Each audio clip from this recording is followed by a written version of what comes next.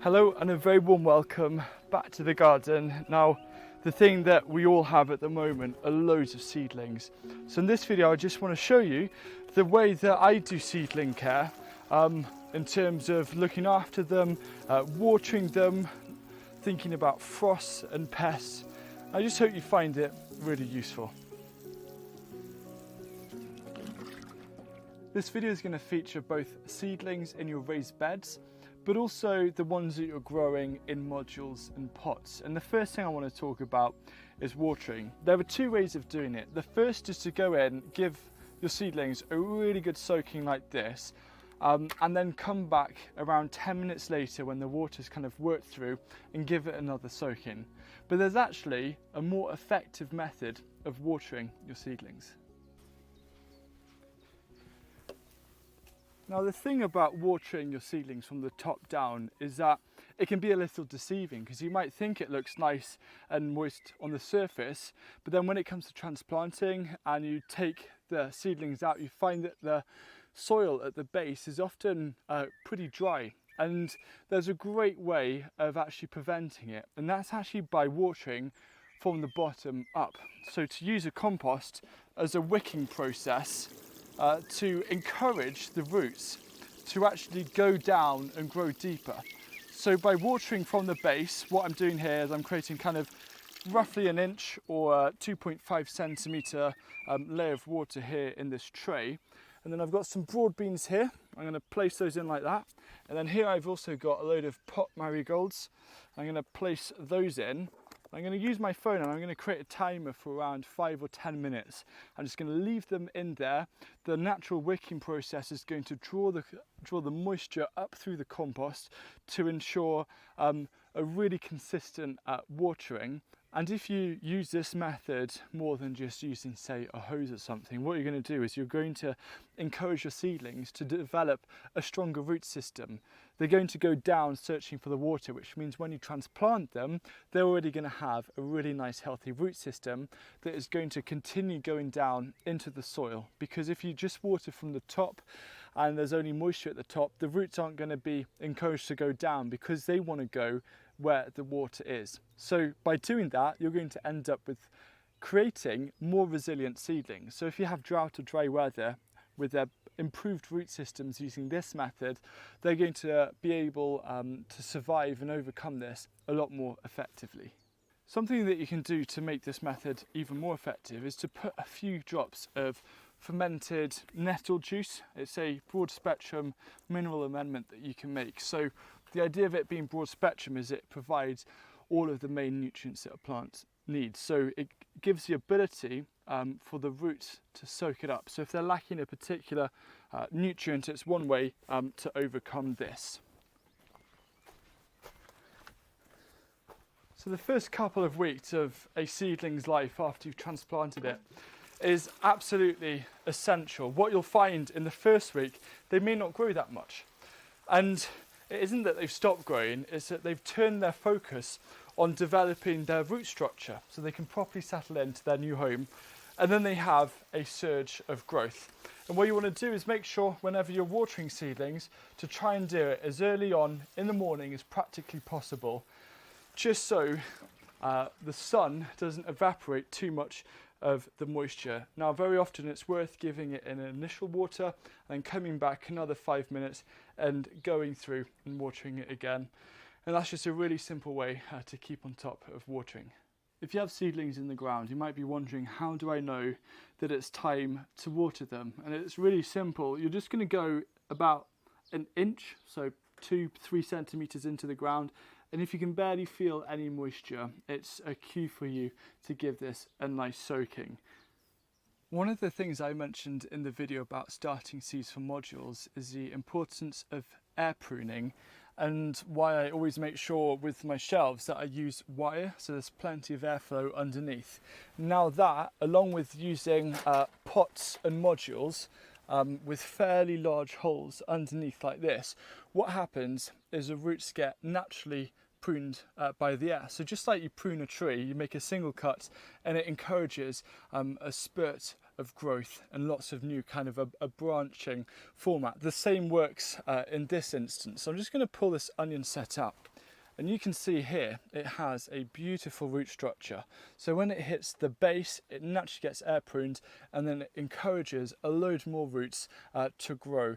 And what that does is that increases the surface area of the roots, which makes them more effective at uptaking nutrients and also moisture, so you're getting a healthier plant. And then when you transplant it into the final growing space, you're going to give it a lot better start to its new home, because it has that super healthy root structure all in place. So it is all set for a really successful season. If you have an undercover growing area such as a greenhouse or a polytunnel, and then you also have something like one of these where it's a mini greenhouse and it's got its protective cover, chances are you're not going to have to worry about frost. Now, if you don't have this and you've got some modules under cover, there is a way of protecting these against frost, and that's by using fleece. Now, ideally, try to avoid fleece because this is basically made out of plastic and you've got microfibers, but the main thing is we've got it, so we're going to try and use it up. After this little section, I'm actually going to show you a great natural alternative to fleece, so that's pretty exciting. It's just something that I'm exploring and experimenting with. So what you want is you want to find kind of a fairly wide piece, and all you're going to do is kind of tuck in the plants as if you're putting it to bed, but you just got to make sure that you're covering right around just to stop the frost from coming in.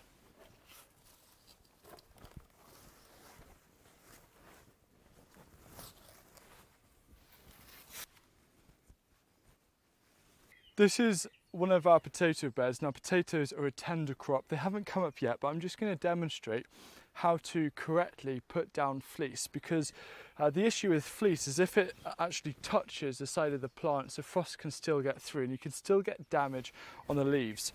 So what you do instead is you get a nice bit of fleece, pretty wide, and what I've got here are a load of bits of bamboo or sticks that I've put in, and then to stop it from tearing, I'm actually putting over some plant pots.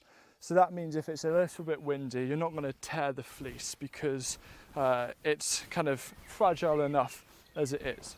So you're almost going to go up and tuck these to bed. And what you're creating is kind of this bubble or this barrier.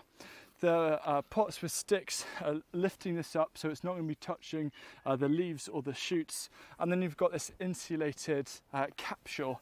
And then the final thing you want to do is use things like long bits of planks on the sides, rest them on the sides, kind of pull it fairly taut as well, just so there's a nice air pocket underneath. And that then means if it's going to be windy, it's going to keep the thing in place. As I mentioned earlier, one of the issues with fleece is that it contains plastic. So if you're trying to go plastic free, I'm experimenting at the moment with the idea of using hessian or jute. Now, builders use this to protect new brickwork from frost, and I've seen a few gardening blogs mention it. Now, I think it would work as long as you have a double layer, and you will need to use this method with the pots because it's a slightly heavier material. And also remember to remove it in the mornings, unlike fleece, which you can actually leave on for a few days, weeks, or even months. So you can buy them in kind of rolls like this, just like you would for fleece, and I'm now going to kind of cover these over with a double layer.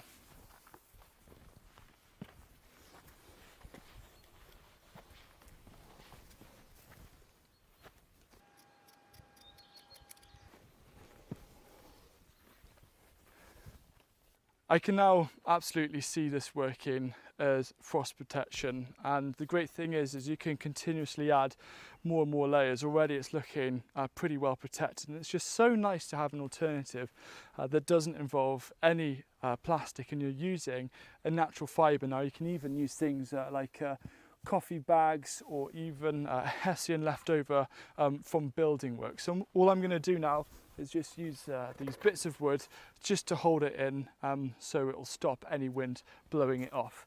But yeah, a really easy, simple, sustainable solution that I think is going to work amazingly.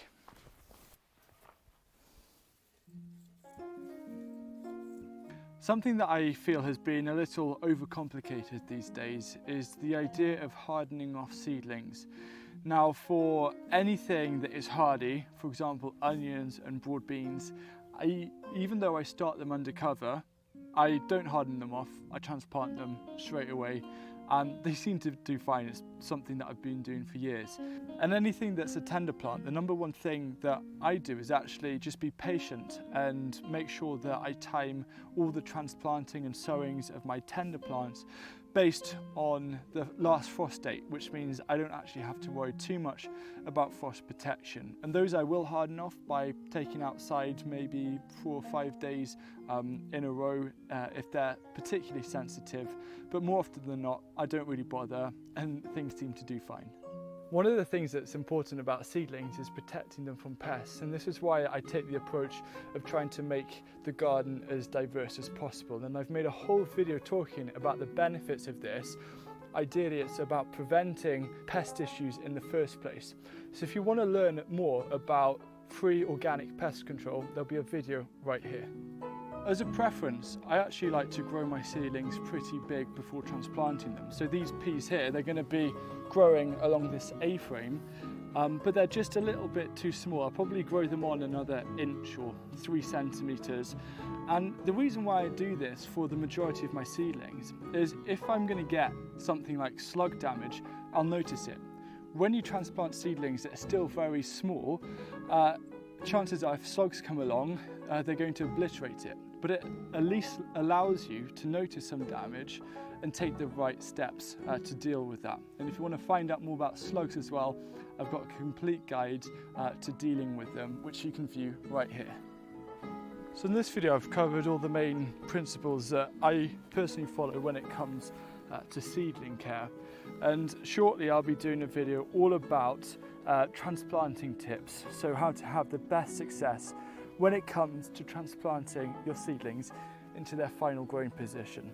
So thank you so much for watching, and if you have any questions, don't hesitate to ask them down below, and I look forward to seeing you again soon.